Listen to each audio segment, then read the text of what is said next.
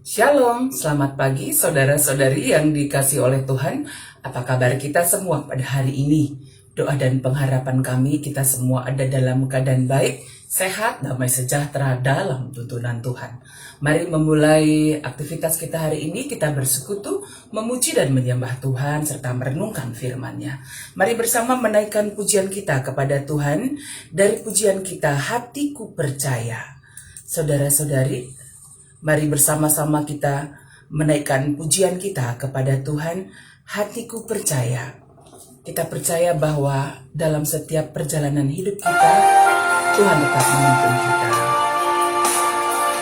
Hatiku percaya, hatiku percaya.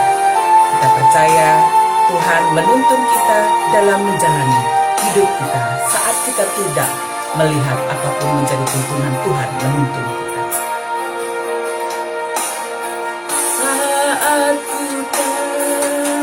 Saat ku tak melihat jalanmu, saat ku tak mengerti rencanamu, namun tetap ku pegang janjimu.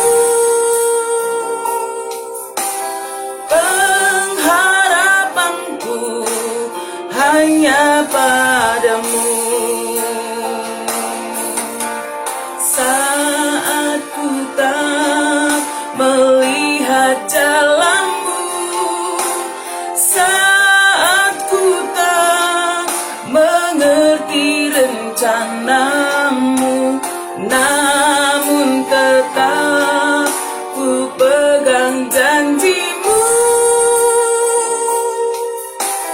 Pengharapanku hanya padamu. Hatiku percaya,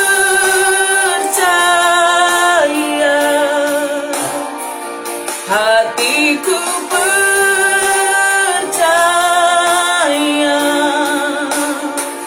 hatiku percaya, selalu ku percaya.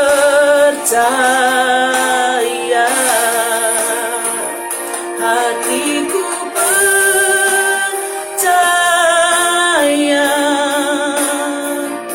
hatiku percaya, hatiku percaya, selalu ku percaya.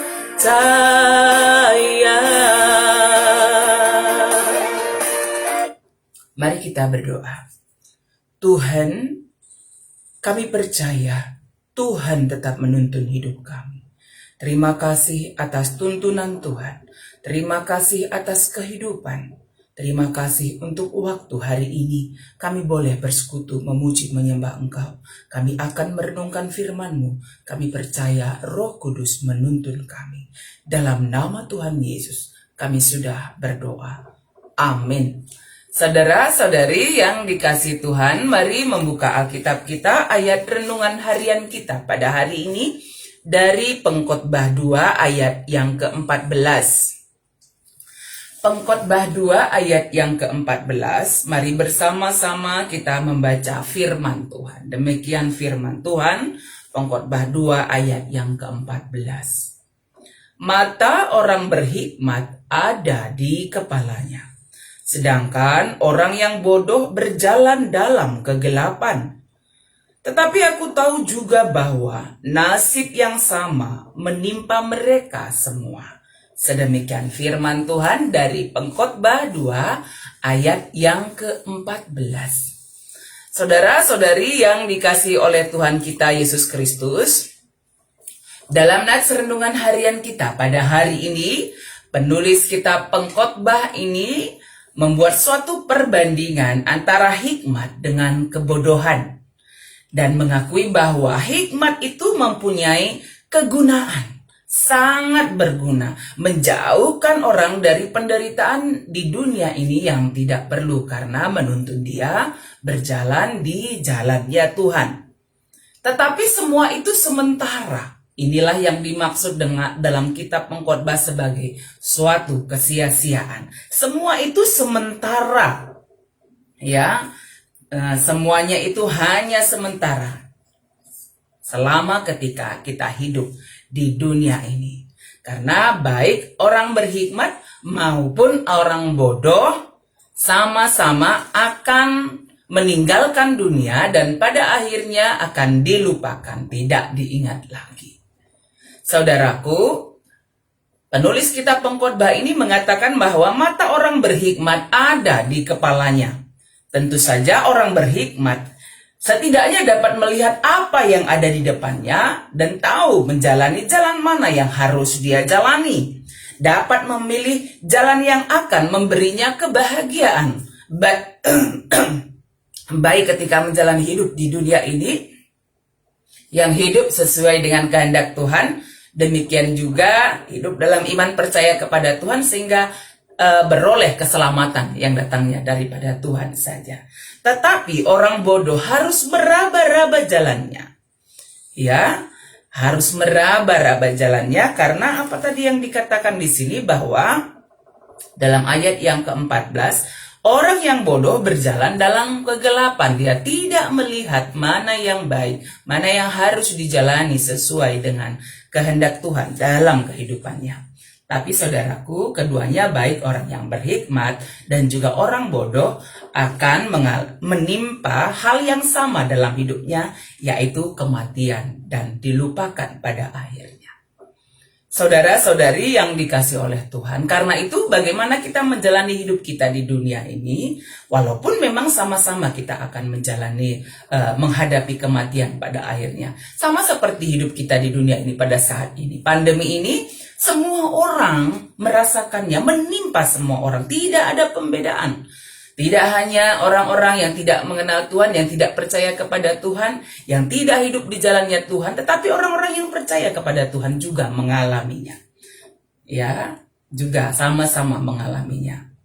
Saudaraku, oleh karena itu, bagaimana ketika kita menjalani hidup kita di dunia ini, itu sangat penting. Yang diharapkan bagi kita adalah agar kita tetap hidup di jalannya Tuhan. Ya, tetap hidup di jalannya Tuhan sesuai dengan kehendak Tuhan, hidup dalam hikmat Tuhan. Hidup dalam hikmat Tuhan. Artinya hidup berbuat baik, hidup kita menjadi berkat bagi banyak orang. Bukan hidup dalam kebodohan. Hidup yang tidak berjalan di jalannya Tuhan. Selama Tuhan berikan kita kesempatan hidup di dunia ini, mari hiduplah dalam hikmat Tuhan. Ya, hidup dalam hikmat Tuhan sesuai dengan kehendak Tuhan. Melakukan apa yang Tuhan kehendaki dengan sukacita dalam hidup kita setiap hari. Baik dari tutur kata, perbuatan, apa yang kita lakukan. Tampak bahwa hikmat Tuhan ada dalam kehidupan kita. Bukan jalan di jalan kegelapan. Meskipun hidup kita sementara di dunia ini, tapi kita percaya ketika kita meninggalkan dunia ini, kita boleh beroleh keselamatan, hidup yang kekal di dalam Tuhan. Mari jalani hidup ya dalam hikmat Tuhan. Mari bersama-sama kita menaikkan pujian kita kepada Tuhan. Dari pujian kita, jalanmu tak terselami. Saudaraku, jalan hidup bersama dengan Tuhan memang tak terselami kita. Tetapi Tuhan hadir menuntun kita menjalaninya seturut dengan kehendak Tuhan, hidup dalam hikmat-Nya. Mari menaikkan pujian kita kepada Tuhan. Jalanmu tak terselami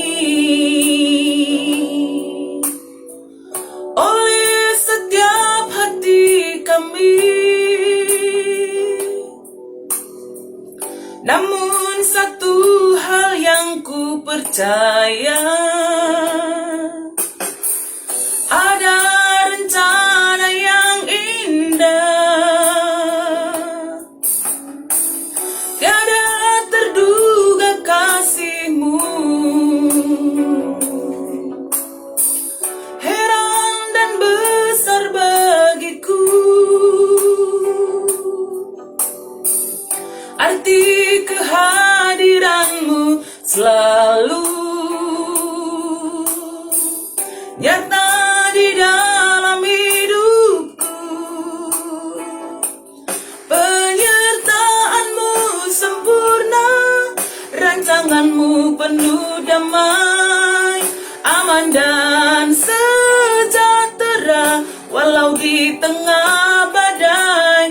Ingin ku selalu bersama, rasakan keindahan arti kehadiranmu Tuhan. Mari kita berdoa. Tuhan, kami percaya Engkau tetap hadir dalam setiap jalan kehidupan yang kami jalani. Karena itu Tuhan, ajar kami tetap hidup dalam hikmat Tuhan, berjalan di jalannya Tuhan. Ketika kami masih punya kesempatan hidup di dunia ini, Tuhan tolonglah kami agar hidup kami ini adalah hidup yang menjadi berkat Tuhan bagi banyak orang. Kami percaya Roh Kudus menuntun kami, memampukan kami. Karena hidup kami yang sementara di dunia ini, kami boleh pakaikan hanya untuk melayani Tuhan. Terima kasih Tuhan untuk kebaikan-Mu. Bapa di surga, pada saat ini kami terus bersatu hati berdoa bagi semua saudara-saudari kami yang sedang dalam pergumulan oleh karena sakit penyakit yang diderita, sakit penyakit apapun yang sedang kami alami pada saat ini, baik saudara-saudari kami, kami sendiri, orang tua kami, keluarga kami, para hamba Tuhan dimanapun berada, para pemimpin-pemimpin kami, tolonglah ya Tuhan, berikan pemulihan kesehatan yang sempurna yang datangnya daripada Tuhan.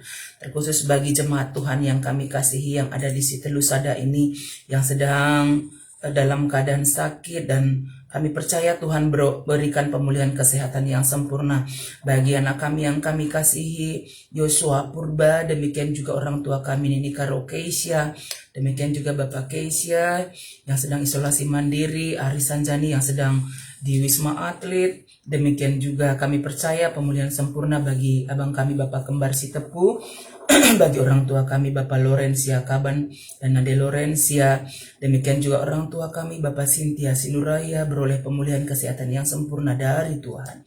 Demikian juga orang tua kami Tigan Anta kuat sehat di dalam Tuhan, demikian juga anak kami Emia dan Nora, Nandi Emia. Terima kasih Tuhan, mereka pulih sempurna dalam tuntunan Tuhan.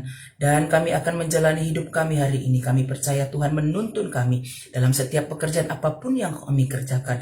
Baik tim medis, Tuhan kuatkan dalam pelayanan yang mereka lakukan. Demikian juga usaha pekerjaan apapun yang kami lakukan seturut dengan kehendak Tuhan. Tuhan berkati mencukupkan kebutuhan hidup kami.